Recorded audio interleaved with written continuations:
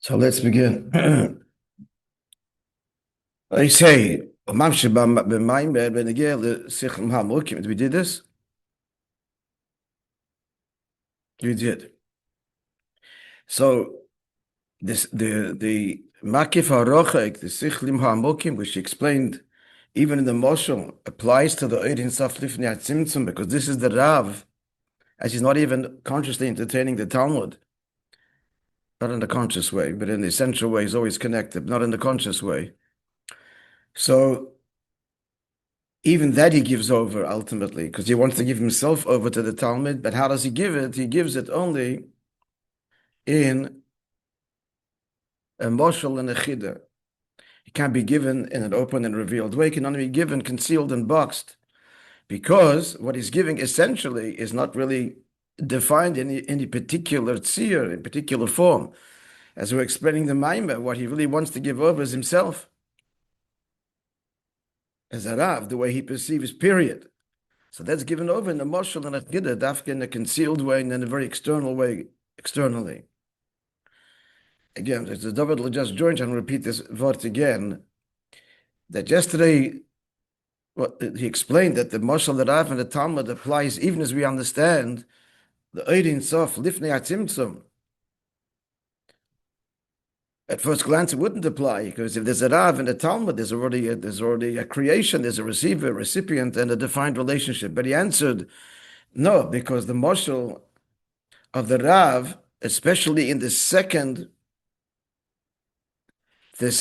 part of the Frierdiker Rebbe's moshel, it seems that this is what the Rebbe is honing in on as it applies to Lifnei HaTzimtzum, because the Frierdiker Rebbe said, there's actually there's two mashalim by three parts. The first mashal is seichel altogether, that is in the realm of the Talmud, and when the Rav gives it over initially, he doesn't get all of it, but he senses there's a depth, and eventually he grasps it.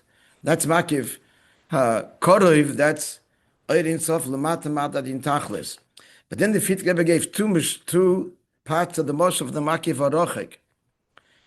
Number one, he said that it's so deep that it can't be conveyed, period, only in a moshel. But then he added, and even here's the chiddush, even as the Rav himself, there's light and revelation going on in his own appreciation of the seichel, so there's gilui going on, there's a new depth that the Rav is appreciating and entertaining in his mind. You would think that gilui would be given to the Talmud also not. That's the moshel here. That's what the Rebbe seems to be zeroing in on here, because what's going on here? This is the Rav completely removed from the Talmud, especially in the second part of the moshel, where he's thinking about it himself, ever deeper, learning for himself. So that's a moshel for Lifnei HaTzimtzum. And I just added, it's important to know that he's externally disconnected consciously with the Talmud, but essentially forever bound, because they're one, which is why he wants to and does give it over in the end. That's the Eitzah. You need to appreciate this subtlety. Externally, there's no connection. Externally, this is an Eitzah that the king has gathered for himself, from his forebearers, and there's never a conscious intention to ever show this to the public, never mind squander it without limit for the foot soldier, not consciously. But then when it comes to the final Milchama, it's squandered, because be'etzem, not consciously, be'etzem mitzad nis'ava kodesh baruch hu, and be'etzem because the neshamas are rooted in atzmos, be'etzem everything the melech has is for the foot soldier, it's for the neshama, in essence. But consciously it doesn't manifest till it does. Likewise with the Rav and the Talmud here. The Rav's learning by himself. He's consciously not thinking about the Talmud, but he's an emes Rav, as we explained. We learned the Maimah earlier. The Rebbe's diuk in Rashi, it's hanosi hu akoil.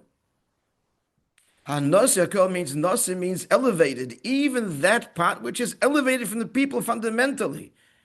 Nosi means removed. Hakoil, that goes over.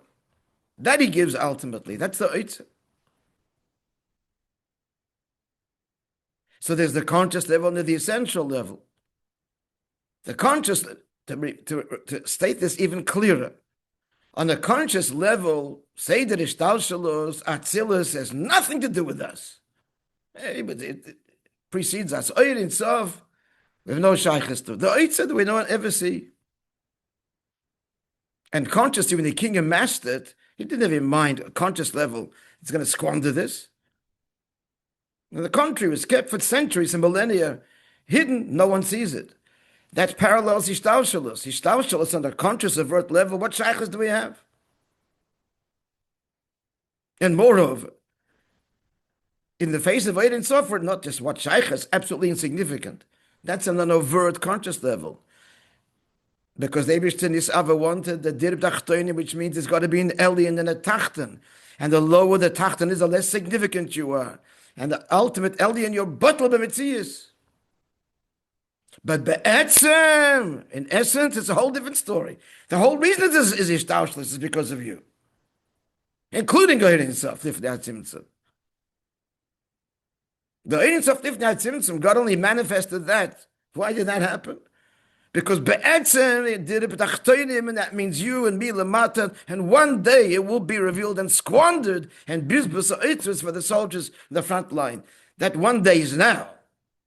Before clearly it happened not since Matan Torah, but the Prati is now. So there's the overt reality and the essential reality. I gave him most of this, it's repeating, because it's really this all revolves around this, and push it in a business. Is the overt plan of the business, and that is you do not want risks.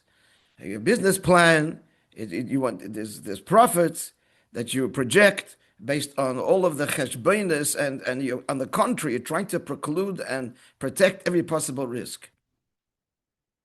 And life goes on merrily, and you make your God willing, your projected profits, and everybody is happy. But that's not real business. The real merchant, and he doesn't consciously want this, is when everything messes up and the whole sudden change in the market, that's when the fortune is made. That's when the juices flow. That's when the ingenuity is forced, and that's when things are exploited, and that's when the big profit is made. And that's when the businessman really becomes alive. He's on fire there. Did he want this? Did he ask for it? No. He did everything he could to forestall this and protect himself from it. But be'etzem, the real depth only comes out in this challenge. This is a model for life in general. That the real depth of us only comes out in challenge, in concealment. So likewise, ishtalshalos, begolui, what connection? It's hidden from us. Komos, everything is all hidden from us to one degree or another. But b'pnimius, it's only there for us in the tachten, in the trenches. That's b'pnimius, be'etzer. So in the marshal of the Rav, so the Rav, he's saying, is a marshal of lifnei tzimtzum, what he's learning on his own. Consciously in his head, is he thinking about the Talmud? No, he's learning in misabek, and there's light going on in his head, and it's b'chlal, not shaykh to the Talmud, and never will be, as he understands it. But since he's an emes Rav, he's a nosi al-koel, he's emes melech, this he also wants to give over, and will give over. How does it come in the moshel and the chiddush? Can it be given over in a revealed way? Because it's beyond revelation, it's essence. Again, he wants to give over himself the way he thinks. Himself he wants to give. In the end, what the king is mashlev chayiv mineged. There's the oitzer, the atzmis dike giluyim, that's chassidus really, but in the end, it's the king himself. Yesh loima, that the moshe of the Rav is very appropriate, because that's the oitzer, that's gil chassidus. Once the Rebbe said, and the Likutei Diburim, the stories in the Likutei Diburim, it's the oitzer.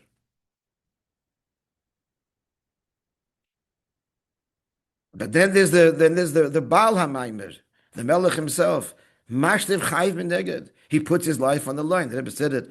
Open words about the Frierdiker Rebbe and his Histalkos. That's what he said. Tavshin Yud Aleph.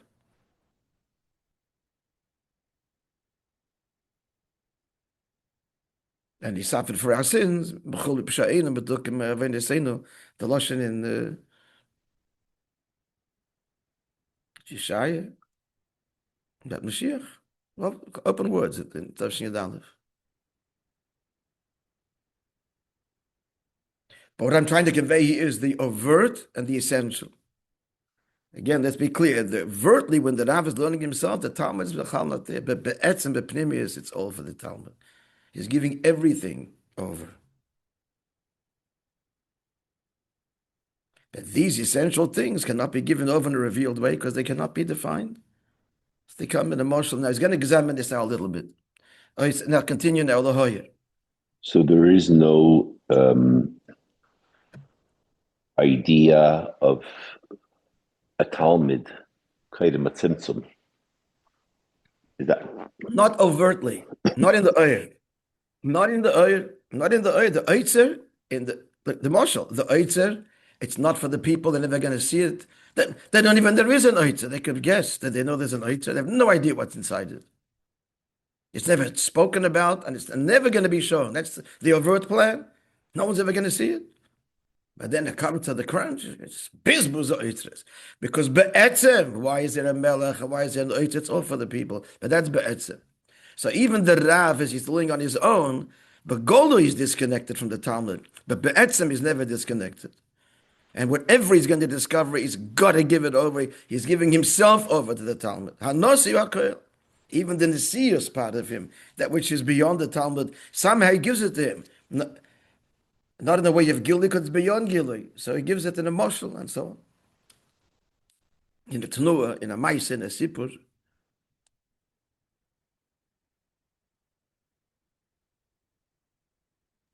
so? How are we getting from the Rebbe right now, the Eitzer? What?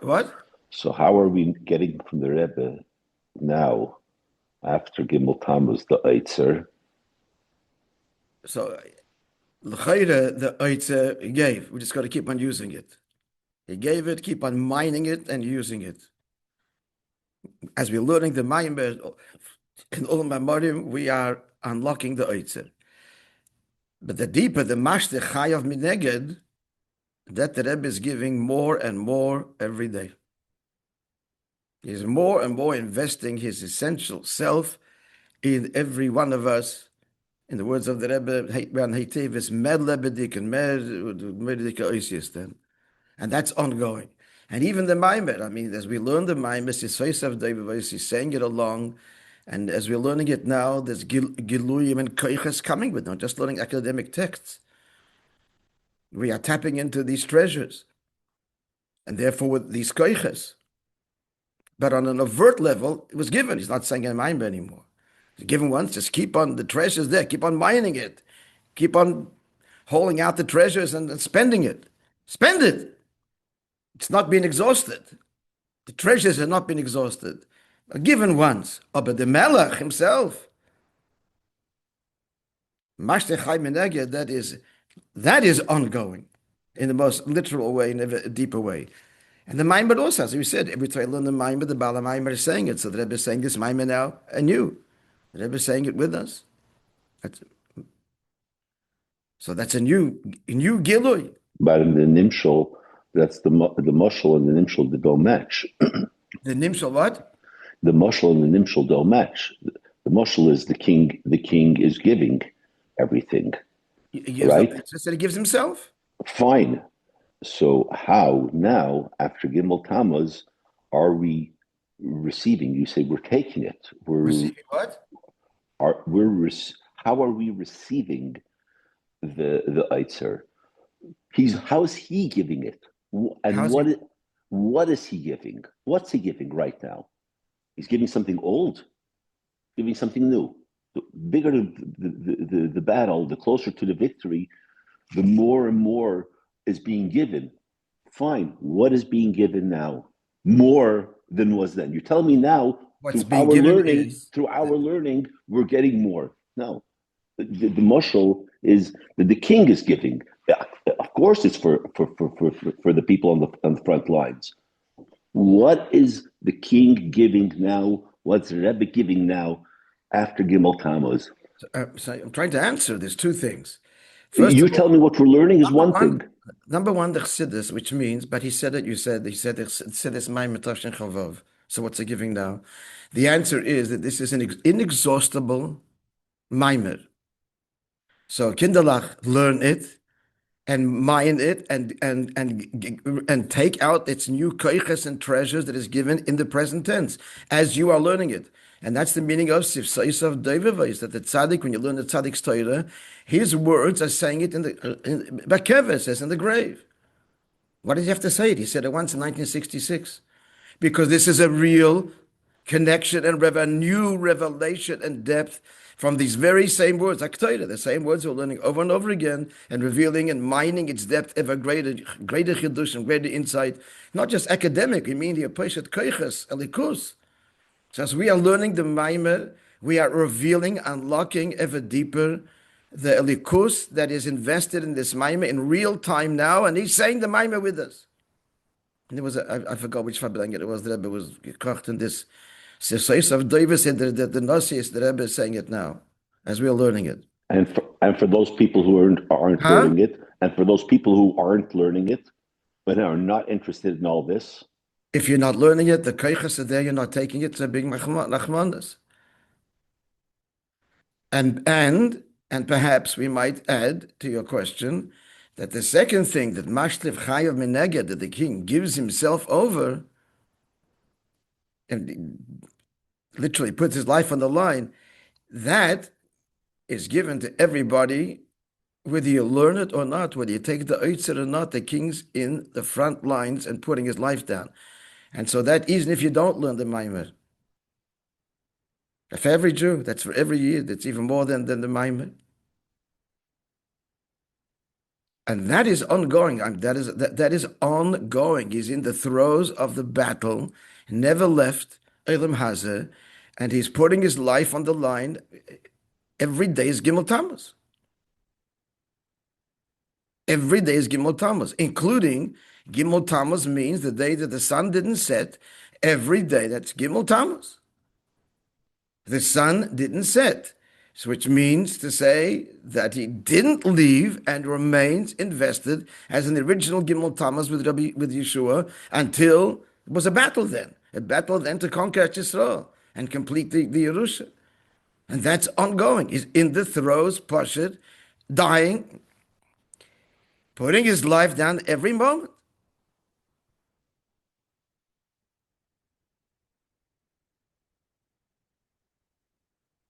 That's mamish ongoing.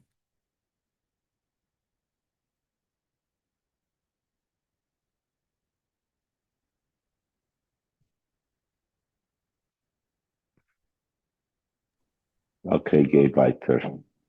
Yeah. Okay, I thought we would finish the Ma'amid today. Not quite. Okay, Ulahoyer. Yeah, so that's a wrap to Ulahoyer, the second paragraph of Vayisei.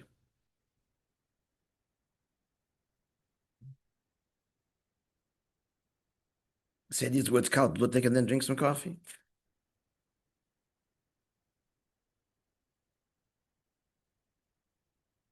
Something wrong with that picture.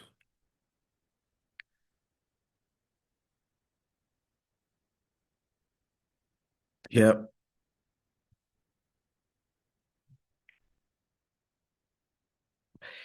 Yeah, and to be to explain to it, point out to Yesh Afal Pisha but the Levush only Mastidim. So this is a very subtle point now. Even though, so he's giving over the oid in concealment because it can't be given in an overt way. So you would think liyosi sasim be'etzem because it's fundamentally concealed. So you would think, therefore, that if it's given in a concealed way, it's a concealed way. And yet, even in the concealment, the way it's given over, there's different levels of Misholim. Like we find about Misholim, so the Pa'amim Evim Kam V'Kam Misholim, yet sometimes we bring several Misholim.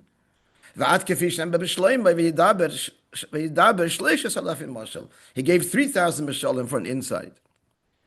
And it's a question, because if it can't be given over, what's another Moshe going to help? It's given over concealed anyway. It's given over in a box. So you're putting it in another box, it's in a box. We're giving over an atzmidik thing which cannot be given in a tzir, so it's concealed. It's concealed. So why are there many different levels? What's more concealment going to help? It's awesome. So what's gained by many mishalim? So it's going to conclude the point in a minute. It'll answer it.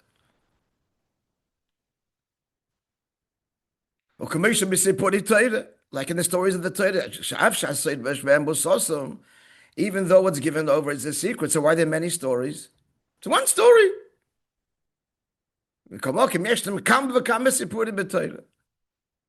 There are many stories. So what he's saying here is, we'll conclude it. And every story is adding, if it's closed, so just a simple 2-line story is enough. You're just conveying it in a box. No, the story itself has many pratim. What do you need the pratim for? What are they adding?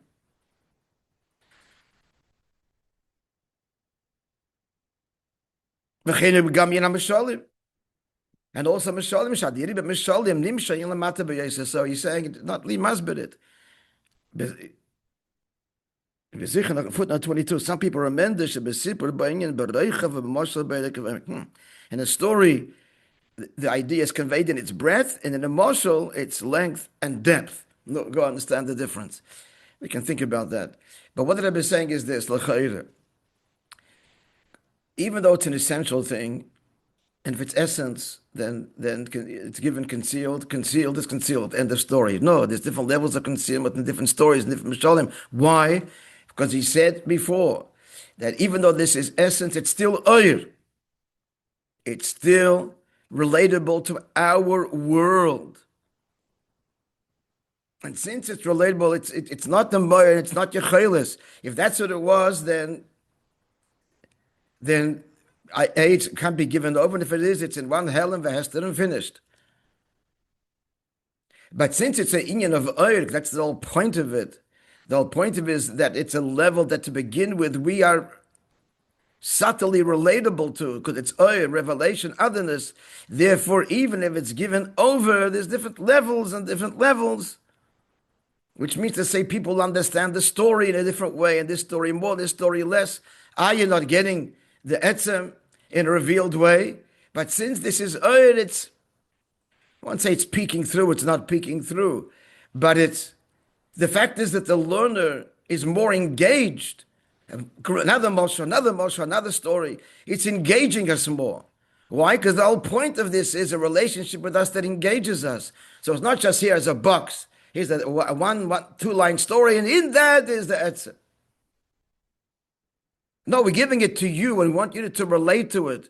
And so therefore, it's dafka in different mishalim, and you'll learn it, and there's details and more detail. You're engaged in the process. You're getting something. You're getting a story and a lot of details and another mashal. Why? Because what you're getting is, again, the audience of Lamailat and Ketz is, on the one hand, it's inyan atzmi, but it's an inyan atzmi that is already embraces us and includes us, and it's for us. And therefore, we have to be part of the process of the engagement, and therefore the stories will have detail, and there'll be many stories and many mishalim, and we'll learn them and understand them. And in them is conveyed this atmidik koyach, the master of the story himself. But to various degrees, and because it's all to relate to us, which means people understand the stories even differently. So there's still this personal, it's for you dimension to this essential thing which is totally beyond you. So what are the mishalim and what are the mises today after Gimel Tammuz? On the one hand, what? Say it again. I just made it loud. What are the mishalim and the chidis and the mises after Gimel Tammuz?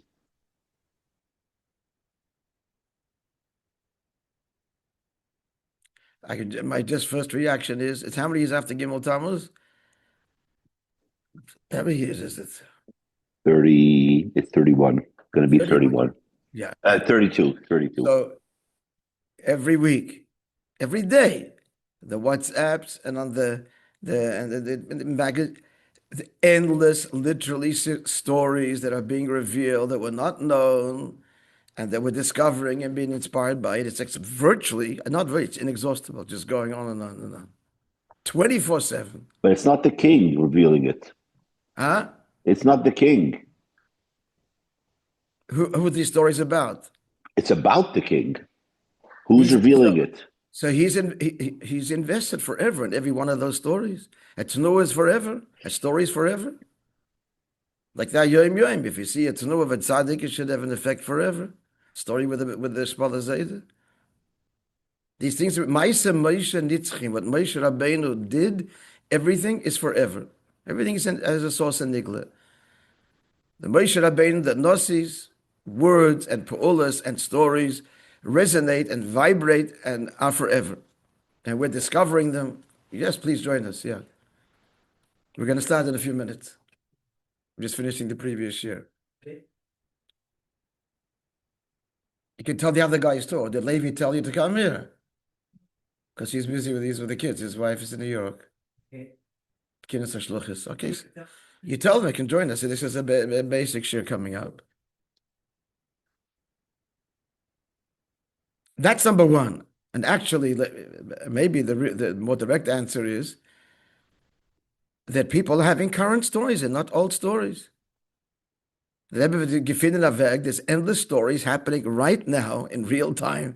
The people going to the oil and getting answers, and whether it's the Igros or any other way, Rebbe finds a way, and probably much more than before Gimel Tammuz. Not probably for sure.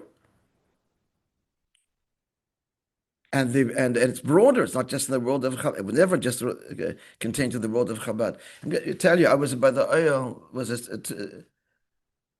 is 2 weeks ago. This is a Wednesday night at 12:30. It's a regular night. A Wednesday night at 12:30. He came for the Bas Mitzvah. You have Lisa David's Chayev. You think it's the middle of the, and who is there? There was a whole group of girls, not from. There, Gerach Sidim, I can see from the Levush, other kinds of Sidim, some people, like it's in the middle of the day, 12:30 at night and midnight, literally Mitvach. Chatzos Balayla, 12:30 at night. You talk to these people, and each one has a story. Not today, tomorrow. So the stories, the Tenuas, and these are more than stories. These are a bunch of directives and advice. It's not just a story. Real-time guidance that's happening. Real-time guidance. That's Mashlev Chayiv Mineged. That's more than the story. That's the Rebbe himself guiding. Like the Rebbe said, he'll find a way. The Rebbe finds a way to answer and respond. It's happening in real time increasingly.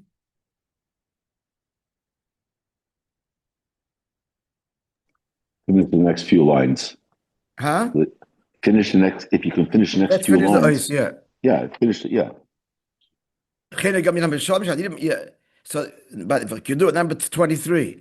Being Vayidah B'Shleish Halafim Moshe, Shnema B'Shleimer, as it's known by the 3,000 B'Sholim that Shleimer Melech said, all of them are Hashem Nosan Chochma L'Shleimer. Hashem gave him this divine Chochma. Shemelchus HaChochma De'oirin Sov Shalamayim Mishtaushal. So Be'etzem, it's beyond Mishtaushal. But it's a level of oir, it's Chochma. Nimsheches b'chol seder Shtalshal the Gimel Olim Sabiyah. Why 3,000 Mishalim? Because it comes down all the way in the 3 Olim Sabiyah. V'yada Mashakos v'dabaletzim. We understood even the language of trees. Vaino shal yidei kol moshel nimshechin lamata yosef. Each moshel is bringing it lower and lower and lower. Why? Because it's an inyan of oir to begin with, and therefore it can be brought to each level according to which level, lower and lower and lower. It's all to say, again, this is so obtruse. It has the mile of both etzem and oir. Etzem is that it is the etzem alikus. The mile of oir is its revelation, and it comes through all levels, and each one on their level, and therefore there's many Mishalim. Some Mishalim you do understand, some Mishalim are too high to understand. So there's even this inyan of oir revelation, which means engagement to each level on a personal, intimate level, that's present in this oitzer. It's a personal oitzer. It's atzmi, but it comes personally. The mile of etzim, the mile of oir. That, it seems, is what he's saying. Okay, so we'll continue Be'ez Hashem on Monday, and our president will consider what we're doing next, which Maimon we're going to continue with. The next Maimon in Chav Vav.